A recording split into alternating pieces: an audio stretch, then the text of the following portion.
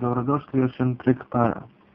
Danas je vjerovatno najpopularnija novčanica tog doba, takozvana crvena ili crveni konj.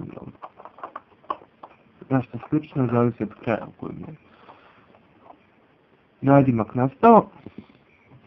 Ona je bila najpopularnija novčanica, kao što sam malo prije rekao. Na njoj se nalazi kod nas je novčancama iz tog perioda, znači koja slika u ovom slučaju konj sa vitezom, a poen, potpis, serijski broj i ona je proizvedena 4.9.1981.